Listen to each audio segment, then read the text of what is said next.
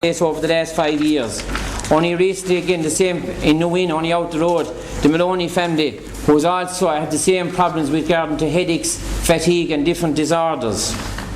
They have written to the health board on 2 different occasions, and they have not even got the common courtesy of a reply back to them from their letter.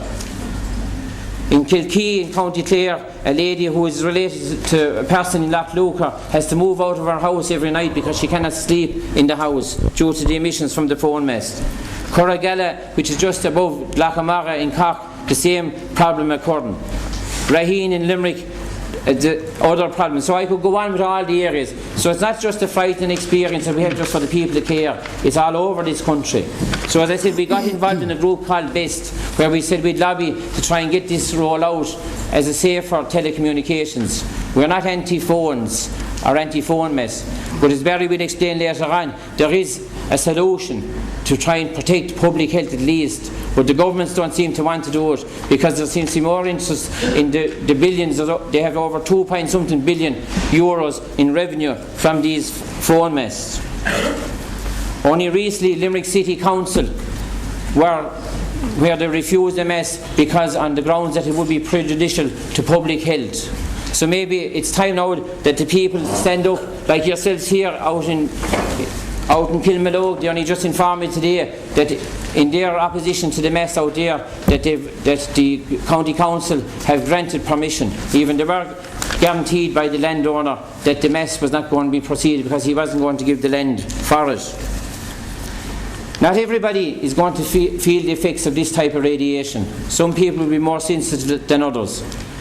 In Sweden alone, it is acknowledged by the Swedish government that there's over 200,000 people electric sensitive to radiation from phone mast. Our government here have acknowledged in a joint Oireachtas report which was launched in June 2005, and the chairman, Nola Flynn, TD, who wrote that report, acknowledged in his report that the Irish citizens suffer ill health because they reside near a mast, and still nothing has been done. They have since set up an so-called expert group where they have cherry-picked the men in the science who they can buy to give out a report to say that this radiation from phone masts are safe.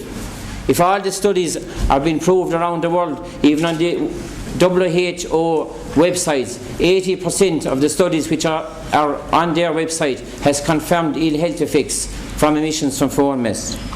So, with further ado, I'll pass you over to Con Colbert, who will just give you a brief on the situation, on the research and the paper which the Irish Doctors Environmental Association did there in June 2005. Okay, Con. Thanks, John.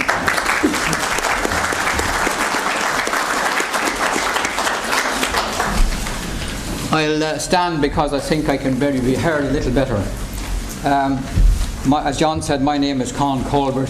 I've been involved in this issue of electromagnetic radiation since 1990, when I had a very upsetting experience down in Waterford.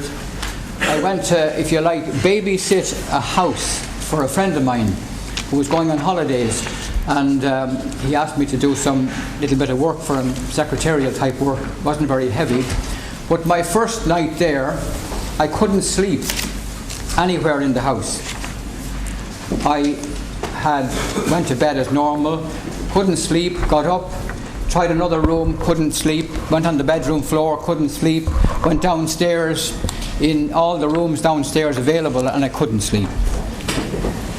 I eventually dozed off somewhere in a downstairs lounge on the couch. So that made me wonder what the heck was going on. Now, I had been to see a doctor a couple of years before because I contracted this chronic fatigue or ME, and he told me that my electromagnetic environment was interfering with my health. So that sort of grabbed me a bit. And the funny thing, when I left school, I started to study electrical engineering, couldn't hack the maths, and gave it up after about 6 months, and became a teacher of other things.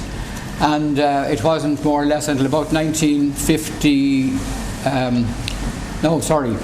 around 1989, 1990 that I became interested in this particular issue of electromagnetic radiation, and I haven't stopped since.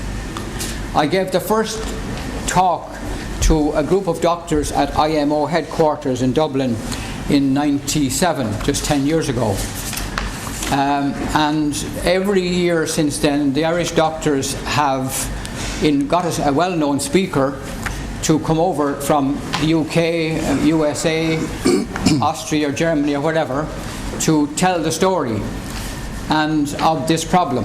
And only recently, on the 23rd of February, we had Dr. George Carlo, who worked for the industry for a good many years, undertaking work costing $28 million